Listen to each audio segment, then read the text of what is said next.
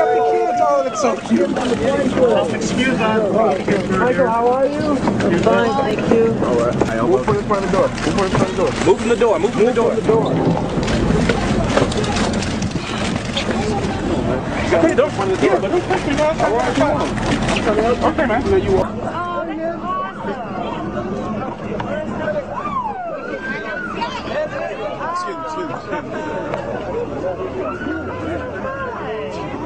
That was it?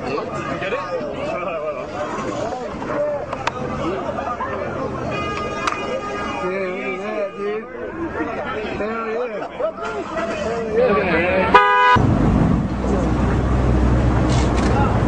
Here, come on, come on.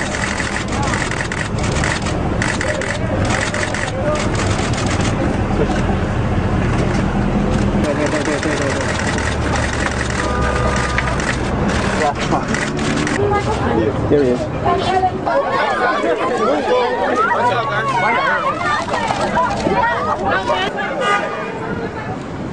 Palm the paw, Mike.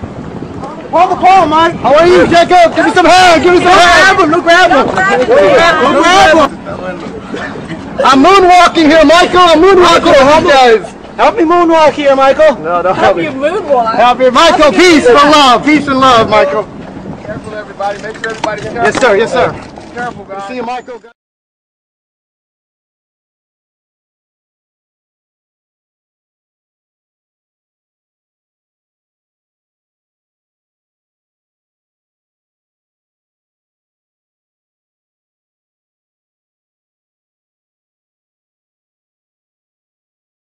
Martin Bashir's TV special made only passing reference to one of the most noticeable differences in Michael's appearance. When Michael Jackson was a boy, he was a black kid. And now as an adult, he looks like a white man. Which was a rumor. They said I was putting on cream to make myself lighter. That's not true. I have vitiligo. You have a condition. Vitiligo is a medical condition that Jackson claims has afflicted him for more than 20 years. This disfiguring skin disease affects nearly 2% of the world's population and strips all pigmentation from the skin. The result is not just pale, but porcelain white. The beginnings of the vitiligo started happening relatively early. You know, he even was trying to hide it from me. He tried to hide it for quite a while. You know, we'd always try to cover with makeup and even out his skin tone and everything until it just got so extensive. I mean, it's all over his body. We were always trying to hide it and cover it for the longest time until he just had to tell Oprah and tell the world, listen, I'm not trying to be white. I have a skin disease.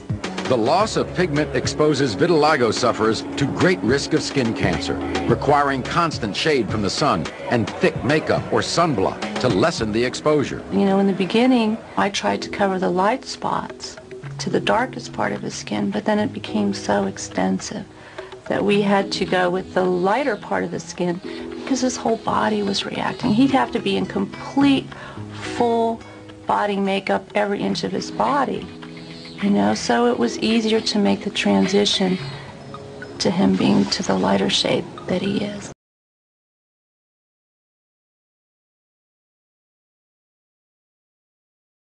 Some lady recognized my brothers and all of us. She goes, oh my God, it's the Jackson 5.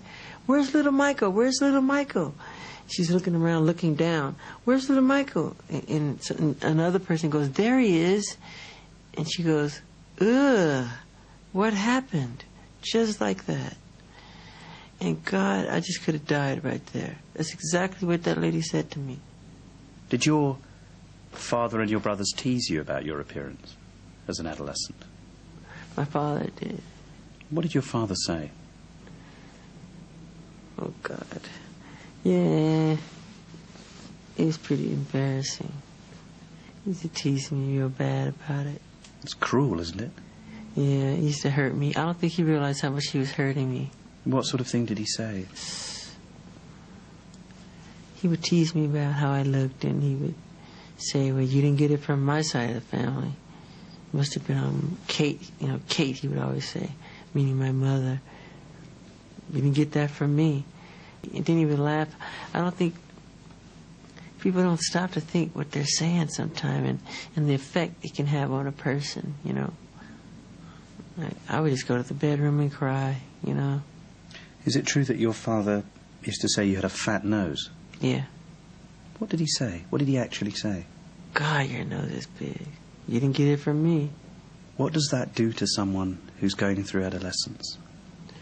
You want to die. And on top of it, you got to go on stage in the spotlight in front of hundreds of thousands of people and just, God, it's just hard. I would have been happier wearing a mask. That's how it looks on.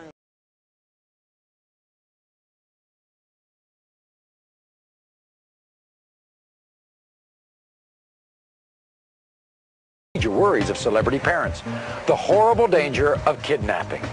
Consequently, as a security measure, public appearances by Michael's children require that their faces be hidden behind masks or veils. Because you don't let anybody see the children. I don't want, no. I don't want a Lindbergh baby. Somebody took Lindbergh's baby, Charles Lindbergh's baby, took him in the forest and burned him to death. Okay, so I don't want that to happen to my children. Bashir's repeated questioning fails to establish one important fact: whose idea it was to wear them. I obviously have some influence, as their faces are still covered. That was my request, not his.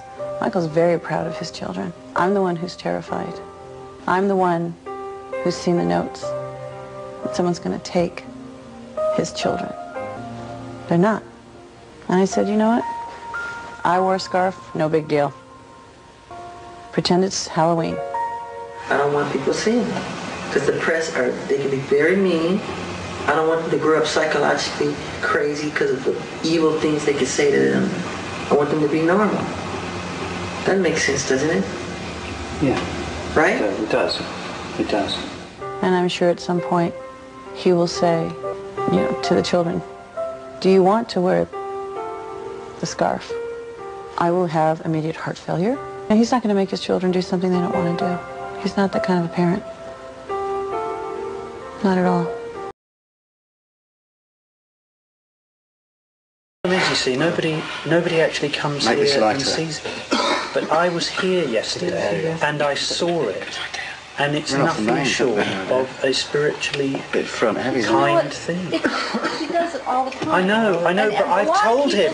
I know. A lot of people see it, but they never talk about it, and I've said this to him, and what I've wanted to convey is those two things. Yeah. And what we've had the privilege of doing this week is not only talking about the musical genius, but about what we saw yesterday, which was incredible. It's so hard for me to imagine that Michael opened up the gates not only to Neverland, but to his heart, to Bashir.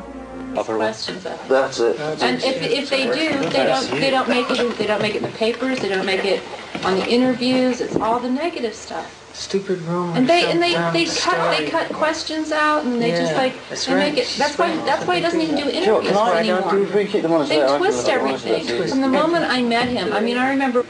How can people be so cruel? That I read an article and I was crying, and he goes, "It's disgusting." Well, we ain't doing that here.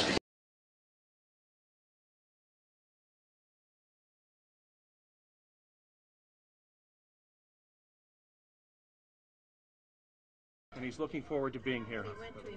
And he went to the emergency room this morning, and he was given medications.